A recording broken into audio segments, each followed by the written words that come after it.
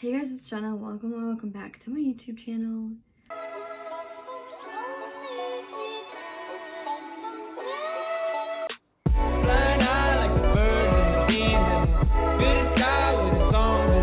Today I'm going to be doing a little bookish wrap up for 2021 and see how my reading went in this previous year. So I wrote up about 16 questions on my computer, figured out the answers to them beforehand, and now I'm going to share with you the answers and all of the information and recap my year. I also have a stack of books next to me, if I have them, to just kind of show you, but if I don't, I'll put a picture here or some text, whatever, so you kind of see what I'm talking about instead of just hearing it, and because that's boring. So let's just get started. First up, the most obvious question is, how many books did you read? And I read 42 books. My original goal was 50. I thought it was 45, so that's what I said in my last video, but it wasn't. It was 50. But this year it dropped down to 45, so we'll see. Hopefully I reach my goal. Yeah, I didn't reach my goal last year, so I was a little bummed about that, but hopefully that's the goal achieved this year. So next, number 2, how many pages did you read? According to GoodReads, I read 12,145 pages, which kind of doesn't sound like a lot, but like it's a lot. But so it also sounds like a lot. I don't know. Most read genre, I interpreted it as like contemporary romances, because I read like Little Fires Everywhere. I read a lot of Colleen Hoover, a lot of an Angie Thomas book. I read Love Boat Taipei this year. Like I don't know. Based on what I was seeing when I was looking at my 2021 like year in books, it was mostly like contemporaries. The second though, the like runner-up was thrillers. Apparently I only read 7 of those though. Around 7. So apparently not as many as I thought. Number 4, most read author. The author that I read the most of this year, or like that was read multiple times, was Colleen Hoover. I did not read It Ends With Us in 2021, but it's the only book I have of hers now, because I have all of the others. But yeah, Colleen Hoover was my most read author. I think it was 3 books that I read of hers this year. Yeah, 3. So that was my most. And next, best reading month. So my best reading month was June. I didn't read like any short books or any like cheats, I guess, I don't know, any just like here it counts, whatever, you know, or any audiobooks. So it was all physical, long, like novels. I read 5 books in June. I know. My worst reading month was August. That is when I started being like with reading. I don't know what happened. I apparently didn't read a single book. I feel like I did, but apparently I didn't. So yeah. And I also didn't read anything in November, or like at least finish a book, but I was reading for school. So that wasn't my worst month. August, I wasn't doing anything else. Like I was working and preparing for school, but I wasn't doing anything that was stopping me from reading. So I don't know what I was doing. So I don't know. So August was my worst month. Number 7, did you DNF anything, and if so, how many, and what was the worst one? So this is kind of like 3 questions, but I DNF'd 6 books, which doesn't seem like a lot because I feel like I DNF'd way more than that, but it was kind of, it's a lot for like how many I actually did read, I think. The worst one I DNF'd was The Twin by Natasha Preston. I consider this the worst one because I got 100 pages in, but I stopped. Like I feel like usually if you're that far in, you don't stop. And for me, a lot of times when I DNF a book, it's because I'm only a few pages in, but I'm not feeling it, so I stop because I want to move on to something else. So that was a big DNF for me. And number 8, any rereads. So I did reread one book this year. I reread Talking as Fast as I Can by Lauren Graham.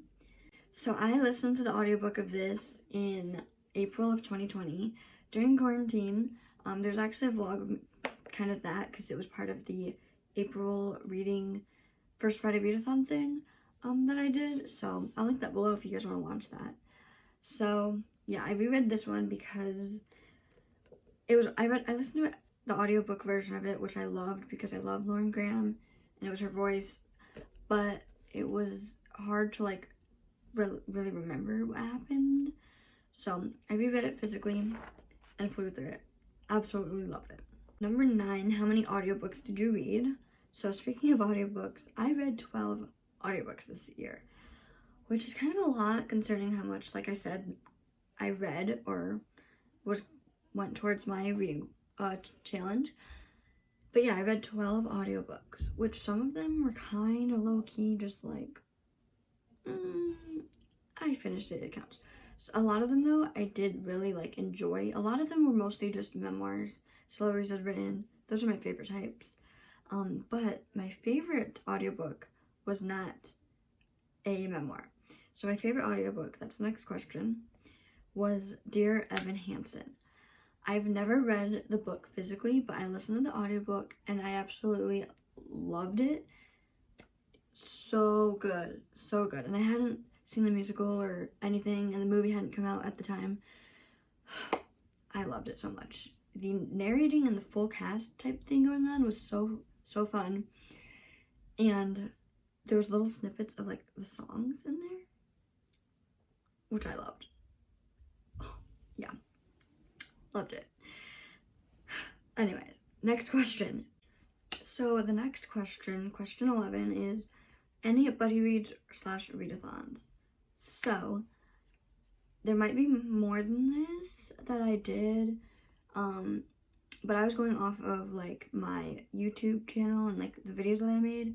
So first up, not first up, but like the first one on my list, I buddy read Verity by Colleen Hoover with Alexandra from What's Alexandra Reading. I did this in July and I really enjoyed the book. I loved vlogging it and just talking to a friend about a book. So I will link that down below. While I was reading this was during the Reader Dare Extraordinaire Readathon going on in June. That was hosted by the Roomies from the Roomies Digest, Rachel from Let Me in the Library, and Noelle from Noelle 7 Pages. That vlog will be down below. That was such a fun vlog and reading experience and just community experience that it was so fun. So I did that. That was a big like reading moment for me because I read 2 books in a weekend, which is a lot for me.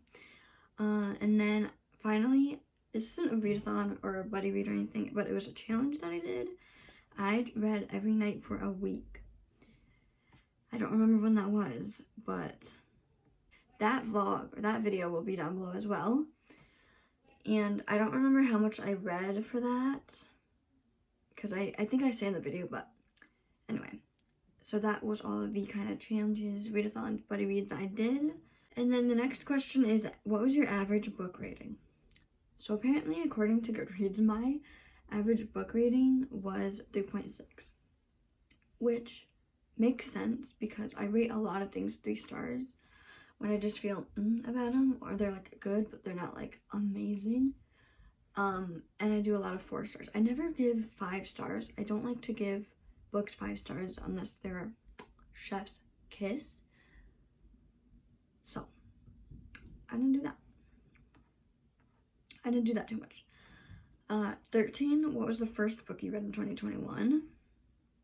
Let me go get it, because I forgot it.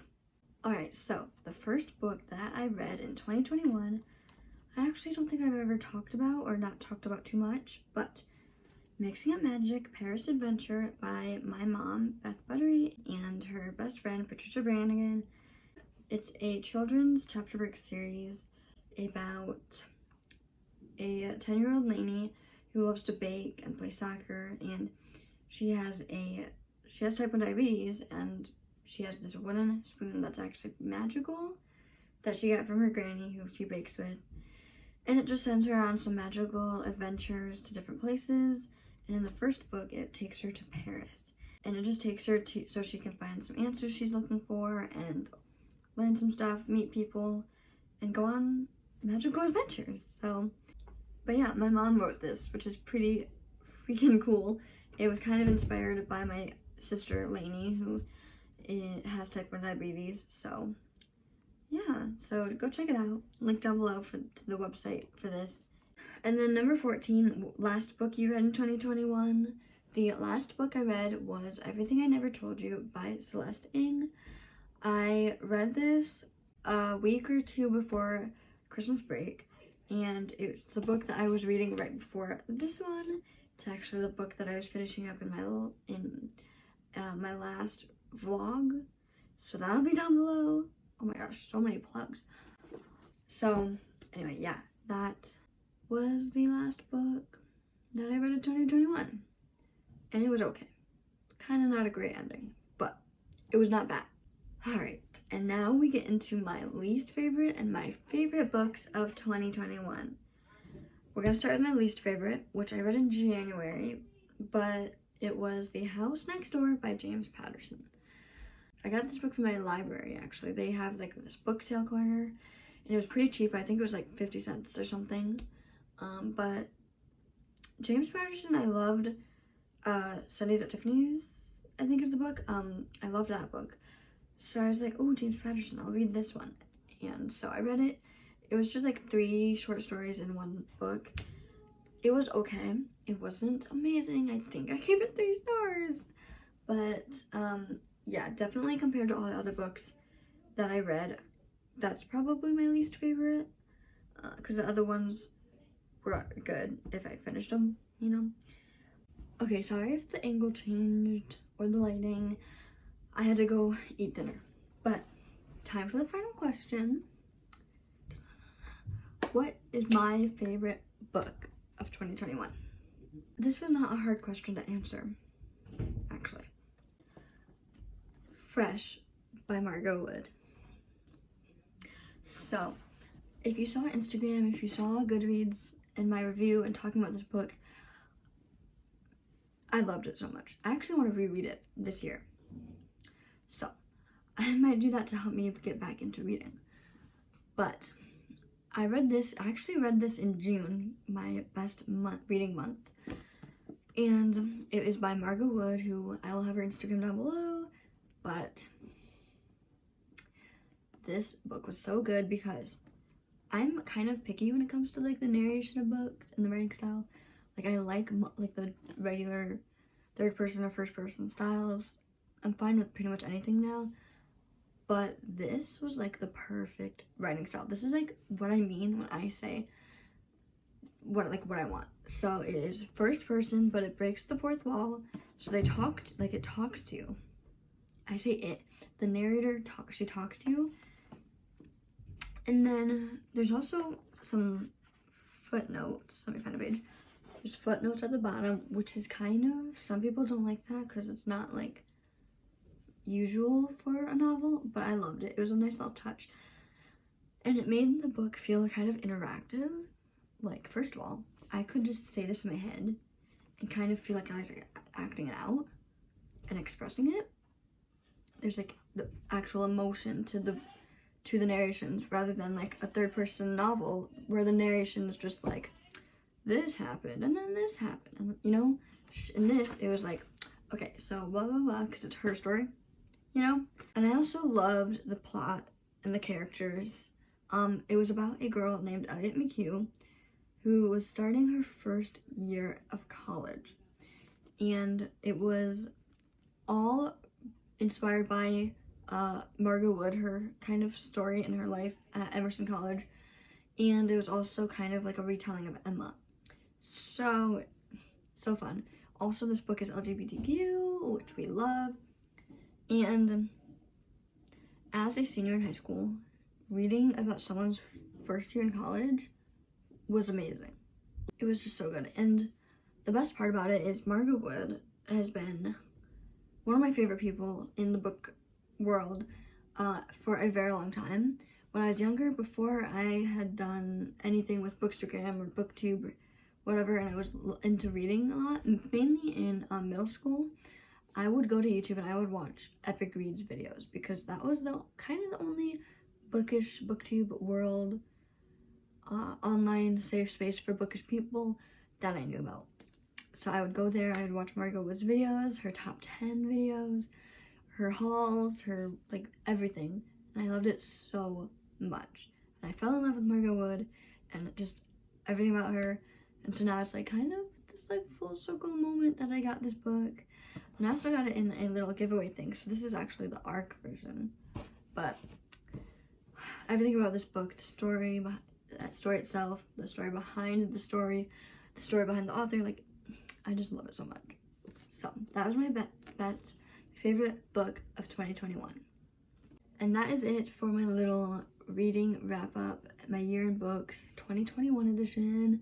I've never done this, and it was kind of fun coming up with the questions and looking through everything and just figuring everything, I don't know, just like thinking back on the year, because quite a year it was. But I had fun reading, I had fun connecting with people on Bookstagram and Booktube, and I cannot wait to see what my year looks like in 2022. Let me know down below one of your answers to one of these questions. How many books you read, how many pages, your favorite book, your least favorite book. And I'll see you guys in my next one. Bye.